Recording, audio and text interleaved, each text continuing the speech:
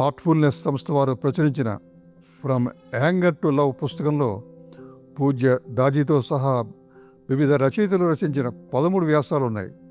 అందులో ఒక్కొక్క వ్యాసంలోని ముఖ్యాంశాలను వీడియో రూపంలో అందించాలనే ప్రయత్నంలో భాగంగా ఇప్పుడు 5వ వీడియో అందిస్తున్నాం. ఈ వ్యాసం యొక్క శీర్షిక recognising our wounds and awakening the power of love, అంటే మన గాయాలను గుర్తించడం మరియు ప్రేమ శక్తిని జాగృతం చేయడం. వ్యాస రచయిత పేరు లెవ్లీన్ వాన్ లీ.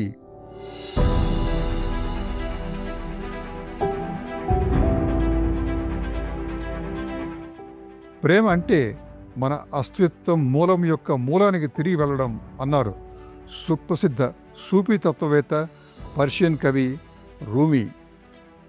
ప్రేమ అనేది జీవం యొక్క పరిశుద్ధమైన రూపం. ప్రేమ మాత్రమే ఈ ప్రపంచాన్ని రక్షించగలదు అన్నారు సహజ మార్గ వ్యవస్థాపక గురువు బాబూజీ. ప్రేమ అనేది మనుషుల మధ్య ఏర్పడే ఒక అనుభూతి కాదు, అది ఒక శక్తి. ప్రతి జీవిలోనూ ఉండే ఒక దివ్య అగ్నికణం. దీన్ని పోషించి వృద్ధి చేయవలసిన బాధ్యత మనందరిపైన ఉంది. మహత్తరమైన ఈ ఆదిమ శక్తి మన హృదయంలో జాగృతమైనప్పుడు అది దైవంతో ఐక్యం కావడం అనే నిగూఢ సత్యం వైపు మనల్ని తీసుకువెళుతుంది. జీవితంలో ఎదురైన వివిధ సంఘటనల ప్రభావం వలన మనలో చాలామంది కోపంతో సహజీవనం చేస్తూ ఉంటారు. కోపానికి కారణం న్యాయమైనదే కావచ్చు. బయట జరిగిన కొన్ని సంఘటనల కారణంగా అది అంతరంగపు లోతుల నుంచి కోపాన్ని బయటకు లాగుతుంది. అయితే కోపాన్ని ప్రదర్శించడం ఏ సమస్యకు పరిష్కారం కాదు, అది మనుషుల్ని విడదీస్తుంది. కానీ ప్రేమ మనుషులను దగ్గర చేయడానికి తోడ్పడుతుంది. మనందరం ఆ దైవ కుటుంబంలోని సభ్యులమే అని మనకు జ్ఞాపకం చేస్తుంది. కాంతి రూపాల్ని ఊహించుకోవడం ద్వారా వ్యక్తికి జ్ఞానోదయం అవదు. అంతరంగంలోని చీకటిని పారద్రోలినప్పుడే అది సాధ్యం అన్నారు కార్ల్ జంగ్ అనే సుప్రసిద్ధ స్విస్ మానసిక శాస్త్రవేత్త. అంతరంగంలోని కోపం ఇంకా ఇతర ప్రతికూల భావోద్వేగాల మూలాలను గుర్తించి వాటిని తొలగించుకోవడానికి కృషి చేయమని చెప్పడమే దాని అర్థం. మరో విధంగా చెప్పాలంటే, హృదయం అనే అర్థాన్ని శుభ్రం చేస్తే అది ప్రేమ అనే కాంతిని ప్రతిఫలిస్తుంది. అప్పుడు మనం స్పష్టంగా చూడగలుగుతాం. మనలో కోపం పుట్టడానికి అనేక కారణాలున్నాయి. నేటి కాలంలో అలాంటి కారణాల్లో ఒకటి సమాజంలో నెలకొన్న అనేక విభజన అంశాలు. మతం, కులం, ప్రాంతం, ఇలా అనేక కారణాలతో మనుషుల మధ్య అంతరాలు ఏర్పడ్డాయి. తద్వారా మన కోపాన్ని ప్రదర్శించడానికి ఒక అవతలి వ్యక్తి, వీళ్లలో ఎవరు ఒకరు ఎప్పుడూ ఉంటూనే ఉంటారు. ఇక సామాజిక మాధ్యమాలు ఉండనే ఉన్నాయి. దుమ్మెత్తిపోయడానికి అందుబాటులో ఉన్న అనువైన ఉపకరణాలు. అయితే ఈ కోపానికి అసలైన కారణం మనం గ్రహించలేకపోతున్నాం. అది మన అంతరంగంలో అట్టడుగున దాగి ఉంది. మన సంస్కృతిని విస్మరించడం, డబ్బు, ఐశ్వర్యం, విలాసాలు, వీటిలోనే ఆనందం ఉంది అనే భ్రమ, ఇవన్నీ మనకు తెలియకుండానే మనలో కోపం జనించడానికి కారణమవుతున్నాయి. వీటికి అధికారం మరియు ధనం కలిగిన కొద్దిమంది చలాయించే దాష్టీకం, రాజకీయ అవినీతి, దురాశ, శ్రమ దోపిడీ, ఇవి కూడా తోడైనప్పుడు అగ్నికి ఆజ్యం పోసినట్టు అవుతుంది. నదులు, అడవులు, పర్వతాలు కలిగిన మనోహరమైన ప్రకృతితో మనం మన సంబంధాన్ని కోల్పోవడమే ఈ పరిస్థితికి దారితీసింది అని చెప్పవచ్చు. కోపంతో అరిచే అరుపులతో మన చెవులు బద్దలవుతున్నా మన లోపల నుంచి ప్రేమ పిలిచే పిలుపులు వినిపిస్తూనే ఉంటాయి. ఆ ప్రేమ మనకిచ్చే సందేశం ఏమిటి? ఐకమత్యం. అది వ్యక్తమయ్యే విధం పరస్పర బాంధవ్యం, పరస్పరం ఒకరిపైన ఒకరు ఆధారపడడం.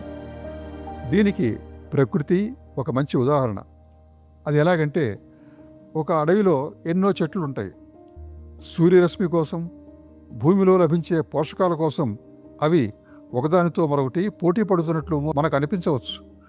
కానీ భూమి అడుగున వాటి వేళ్ళు ఒకదానితో ఒకటి అనుసంధానమై అల్లుకుపోయి ఉంటాయని, వాటి ద్వారా అవి పరస్పరం సంభాషించుకుంటూ ఉంటాయని శాస్త్రీయ అధ్యయనంలో తెలిసింది. ఆ విధంగా పైకి అనేక వృక్షాలుగా కనిపిస్తున్నా కనిపించని రీతిలో అవన్నీ కలిసి ఒకే ఒక జీవరాశి. ప్రకృతి నుంచి మనం తీసుకోవలసిన సందేశం అదే. కోపాన్ని సమర్థవంతంగా నిర్వహించడానికి ప్రేమ తోడ్పడుతుంది అని తెలుసుకున్నాం కదా. మరి మన నిత్య జీవితంలో ఈ ప్రేమని మనం ఎలా చూపాలి అంటే దీనికి కొన్ని మార్గాలు ఉన్నాయి. మన సమాజంలోని వ్యక్తులైనా, అసలే పరిచయం లేని వ్యక్తులైనా వారితో ప్రవర్తించేటప్పుడు మనం చేసే పనులు చిన్నవే అయినా కరుణతో కూడినవై ఉండాలి. మనుషుల్ని కలపడంలో అవి ఎంతో శక్తివంతమైనవి. ప్రేమతో, శ్రద్ధతో వంట చేయడం, ఇతరుల కష్టాలను లేక సమస్యలను తెరచిన హృదయంతో ఆలకించడం, మీరు ప్రేమించే వ్యక్తులను మృదువుగా తాకడం, ప్రేమ అనే అనంత సాగరంలో లోతుగా మునిగే వరకు ప్రార్థించడం అనేవి మరికొన్ని మార్గాలు. ప్రకృతి విధ్వంసం నిరాఘాటంగా జరుగుతున్న ఈ సమయంలో ధరణీమాతకు సంబంధించి మన బాధ్యతను గుర్తించాలి. ఈ భూమి మన అందరి ఉమ్మడి గృహం అన్న వాస్తవాన్ని గ్రహించాలి. ఈ భూమితో మనం ప్రేమలో పడినప్పుడే నిజమైన మార్పు సంభవిస్తుంది. ప్రేమ మాత్రమే ప్రకృతితోనూ మరియు ఒకరితో ఒకరం సామరస్యంగా ఉండడం ఎలాగో నేర్పుతుంది. అదే పర్యావరణ విధ్వంసం నుండి మనల్ని కాపాడుతుంది అన్నారు థిచ్ నాత్ హాన్ అనే వియత్నాంకు చెందిన సుప్రసిద్ధ బౌద్ధ భిక్షువు. దురాశ, దోపిడీలతో భూమాతకి మనం ఇప్పటికే ఎన్నో గాయాలను చేశాం. ఆమె పవిత్రత గురించి మనం పూర్తిగా మర్చిపోయాం.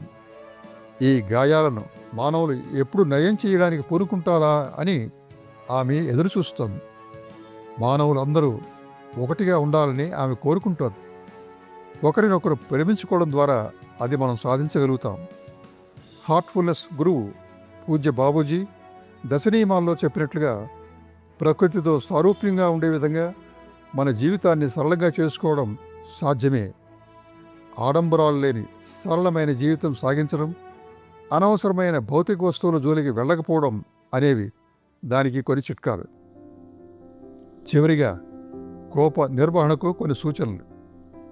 సూఫీ సాంప్రదాయంలో 2 పద్ధతులు సూచించారు. అందులోని మొదటి విధానంలో ప్రేమ, అంగీకారం అనే శక్తులతో మన మనస్సులోని కోపాన్ని క్రమంగా పరివర్తన చేయడం. ఇది పూర్వం సీసాన్ని బంగారంగా మార్చే రసవాద ప్రక్రియ లాంటిది. రెండవది శ్వాసకు అనుగుణంగా మనసులో దైవనామాన్ని జపించడం. రచయిత లెవ్లాన్ వాన్ లీ ఈ ప్రక్రియను ఉపయోగించి తన జీవితంలో ఎదురైన ఎన్నో సమస్యలను పరిష్కరించగలిగానని పేర్కొన్నారు. అంతరంగంలో ప్రేమని పెంపొందించుకుందాం. సమాజంలో శాంతి, సామరస్యాలు నెలకొల్పడానికి కృషి చేద్దాం. హార్ట్ఫుల్నెస్ ధ్యాన పద్ధతులు అవలంబించడం ద్వారా అది మనం సాధించగలుగుతాం. ఈ అంశం గురించి మరిన్ని వివరాలు తెలుసుకోవడానికి ఫ్రమ్ యాంగర్ టు లవ్ పుస్తకం చదవండి. నమస్కారం.